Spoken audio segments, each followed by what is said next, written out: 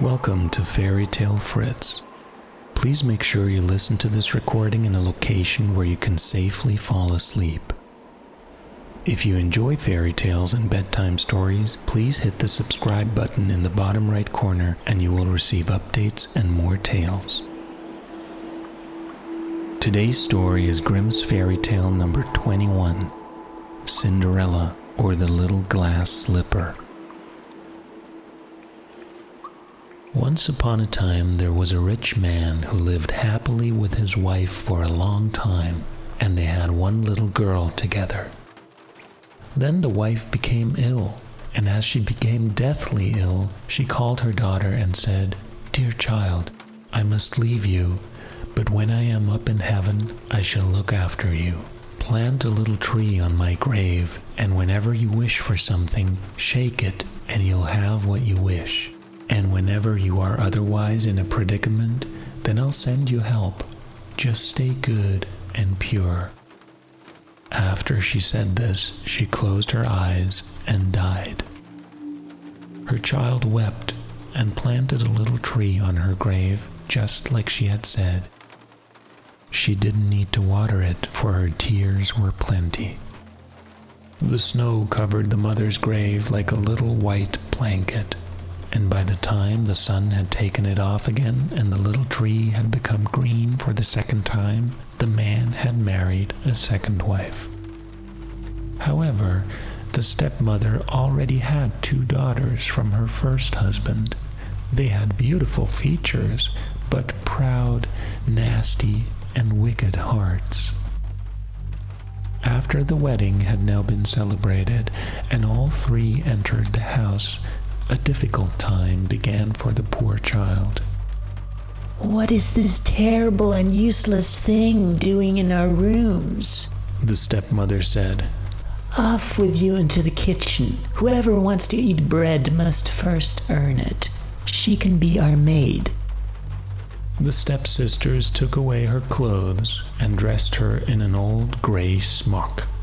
"You look good in that," they said, while mocking her and leading her to the kitchen, where the poor child had to do heavy work. She had to get up before dawn, carry the water into the house, make the fire, cook, and wash. Meanwhile, her sisters did everything imaginable to cause her grief and make her look ridiculous. They poured peas and lentils into the ashes of the hearth, so she had to sit there the entire day and separate them. In the evening, when she was tired, there was no bed for her, and she had to lie next to the hearth in the ashes. Since she always worked in the dust and dirt and had the cinders all over her gown, they named her Cinderella. At a certain time, the king decided to organize a magnificent ball that was to last 3 days, and his son was supposed to choose a bride at this event. The 2 proud stepsisters were also invited to it. "Cinderella," they called up to her. "come up here, comb our hair, brush our shoes, and fasten our buckles. We're going to see the prince at the ball." Cinderella worked hard and cleaned and brushed as well as she could. However, the stepsisters continually scolded her, and when they had finished dressing, they asked her in a mocking tone, "Cinderella, wouldn't you like to go to the ball?" "Oh yes," Cinderella replied. "But how can I go? I don't have any clothes." "No," said the eldest daughter. "that's all we need for you to show up there. If the people heard that you were our sister, we'd be ashamed. You belong in the kitchen where there's a bowl full of lentils. When we return, they must be sorted, and take care that we don't find a bad one among them. Otherwise, you know what will happen to you." After that, the stepsisters left, and Cinderella stood there and looked after them, and when she could no longer see them, she went sadly into the kitchen and shook the lentils on the hearth, and they formed a very large pile. "Oh," she sighed and said, "I'll have to sort them until midnight, and I won't be able to shut my eyes no matter how much they hurt. If only my mother knew about this." Then she knelt down in the ashes in front of the hearth and wanted to begin sorting, but all at once 2 white pigeons flew through the window and landed next to the lentils on the hearth. They nodded with their little heads and said, Cinderella, would you like us to help you sort the lentils? Yes, answered Cinderella. The good ones for the little pot, the bad ones for your little crop. And peck, peck, peck, they began and ate the bad ones and let the good ones remain. And in a quarter of an hour, the lentils were so clean that there was not a bad one among them. Now the pigeon said to her, Cinderella, if you want to see your sisters dance with the prince, then climb up to the pigeon coop. Cinderella followed them and climbed to the top of the ladder of the pigeon coop and could see the ballroom from there. Indeed, she could see her sisters dance with the prince, and 1,000 chandeliers glittered and glistened before her eyes. And after she had seen enough, she climbed down the ladder. Her heart was heavy, and she laid herself down in the ashes and fell asleep.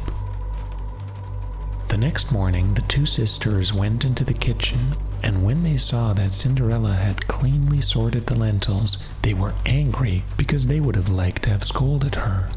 Since they couldn't do that, they began to tell her about the ball and said, Cinderella, that was so much fun, especially the dance. The prince, who's the most handsome in the world, led us out onto the dance floor, and one of us will become his bride.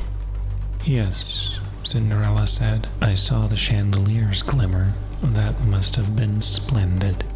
What? How did you manage that? The oldest sister asked. I climbed up to the pigeon coop. When the sister heard this, she was filled with jealousy, and she immediately ordered the pigeon coop to be torn down. Now, Cinderella had to comb and clean again, and the youngest sister, who had a little sympathy in her heart, said, Cinderella, when it turns dark, you can go to the ball and look in through the windows. No, said the eldest. That will only make her lazy. Here's a sack of sweet peas, Cinderella. Sort the good from the bad and work hard.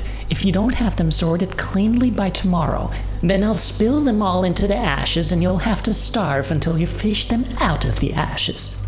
Cinderella sat down on the hearth and poured the peas out of the sack. Then the pigeons flew into the kitchen once again and asked in a friendly way, Cinderella, do you want us to sort the peas? Yes. The good ones for the little pot, the bad ones for your little crop. Peck, peck, peck. It all went so quickly as if 12 hands were there, and when they were finished, the pigeon said, Cinderella, do you want to go and dance at the ball? Oh my God, she cried out, but how can I go there in my dirty clothes? Go to the little tree on your mother's grave, shake it, and wish for clothes. But don't forget, you must be back home before midnight. So Cinderella went to the grave, shook the little tree, and spoke, Shake and wobble, little tree, let beautiful clothes fall down to me. No sooner had she said all this than a splendid dress lay before her, along with pearls, silk stockings, silver slippers, and everything else that belonged to her outfit. Cinderella carried everything into the house, and after she had washed herself and dressed herself, she was as beautiful as a rose washed by the dew. And when she stepped outside, a carriage stood there drawn by 6 black horses adorned with feathers. There were also servants dressed in blue and silver who helped her inside. Then off they galloped to the king's castle. When the prince saw the carriage come to a halt before the gate, he thought that a strange princess from afar had come traveling to the ball. So he himself went down the stairs, helped Cinderella out of the carriage, and led her into the ballroom. And when the glitter of the 4,000 chandeliers fell upon her, she was so beautiful that everyone there was amazed. And the sisters also stood there and were annoyed that some other young lady was more beautiful than they. They didn't think in the least that it might be Cinderella, who was presumably at home by the ashes. The prince danced with Cinderella and showed her royal honor.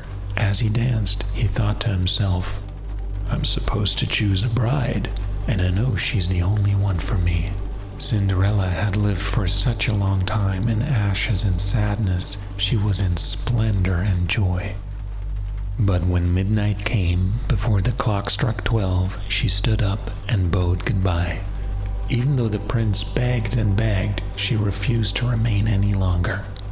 The prince led her down the stairs. The carriage was already waiting for her, and it drove off in splendor, just as it had come. When Cinderella arrived home, she went straight to the little tree on her mother's grave. "Shake and wobble, little tree, take these clothes back from me." Then the tree took the clothes, and Cinderella had her gray smock on again, and she returned to the kitchen with it, put some dust on her face, and laid herself down to sleep. In the morning, the sisters came. They looked morose and kept quiet. Cinderella said, "You must have had an enjoyable time last night." No, a princess was there, and the prince almost always danced with her. Nobody had ever seen her or knew where she came from. Was it perhaps that lady who arrived in the splendid carriage pulled by 6 black horses? Cinderella asked. How do you know this? Well, as I was standing in the entrance to the house, I saw her drive by. From now on, stay inside, said the eldest sister, who looked angrily at Cinderella. What business do you have to stand in the entrance to the house anyways? For the 3rd time, Cinderella had to dress up the 2 sisters, and as a reward they gave her a bowl with peas that she had to sort. And don't you dare to leave your work, the eldest daughter cried out to her. Cinderella thought, if only my pigeons will return, and her heart beat anxiously, until the pigeons came as they had the previous nights and said, Cinderella, do you want us to sort the peas? Yes. The good ones for the little pot, the bad ones for your little crop. Peck, peck, peck. Once more the pigeons pecked the bad ones out, and once they were finished they said, Cinderella, shake the little tree. It will throw down even more beautiful clothes. Go to the ball, but make sure that you return home before midnight. So Cinderella went to her mother's grave. Shake and wobble, little tree, let beautiful clothes fall down on me. Then a dress fell down, and it was even more glorious and splendid than the previous one. It was made out of gold and precious gems. In addition, there were golden gusseted stockings and gold slippers. And after Cinderella was completely dressed, she glistened really like the sun at midday. A carriage drawn by 6 white horses that had plumes on their heads stopped in front of the house, and the servants this time were dressed in red and gold. When Cinderella arrived at the castle, the prince was already on the stairs and led her into the ballroom.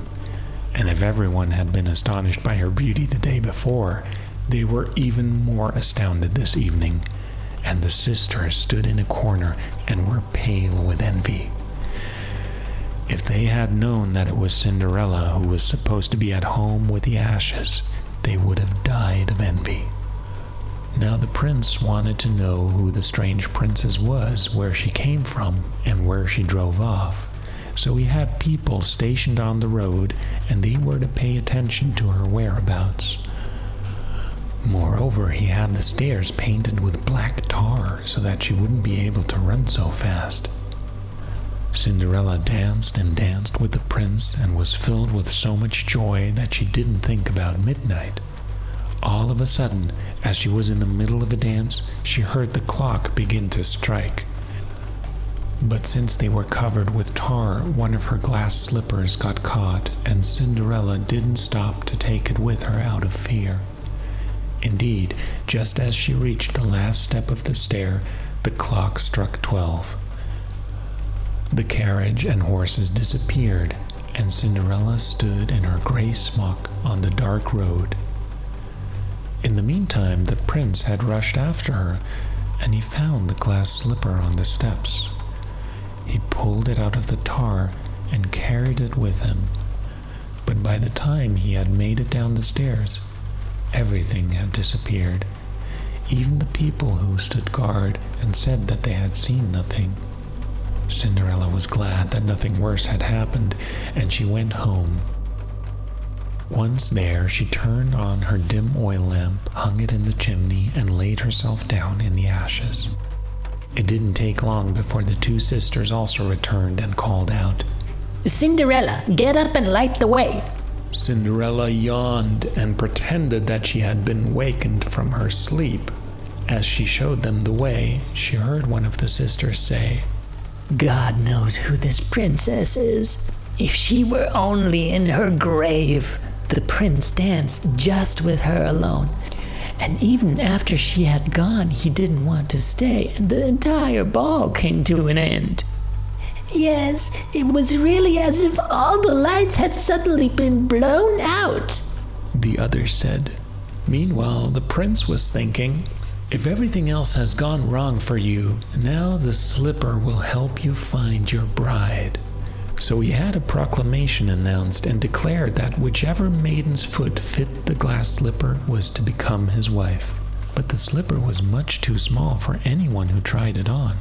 Indeed, many couldn't even slip their foot into the slipper and couldn't have done so even if the single slipper were two. Finally, it was the turn of the two sisters to take the test.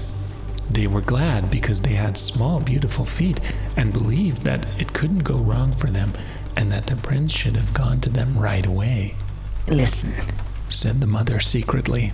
"Here's a knife, and if the slipper is still too tight for you, then cut off a piece of your foot. It will hurt a little bit, but what does it matter? It will soon pass, and one of you will become queen."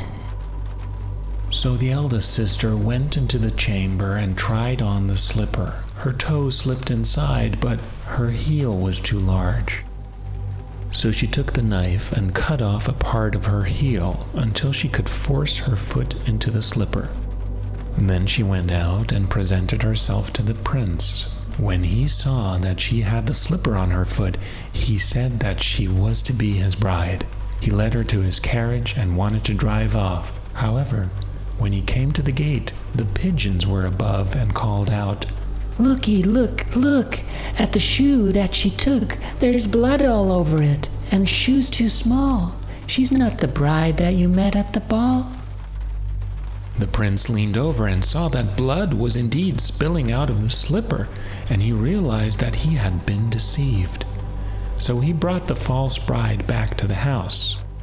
Then the mother said to her second daughter, "Take the slipper, and if it's too short for you, then just cut off one of your toes."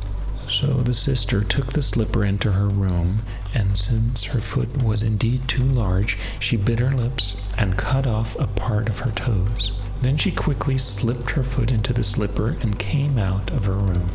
The prince thought she was the right bride. He wanted to drive off with her. However, when he came to the gate, the pigeons called out again, "Looky, look at the shoe that she took.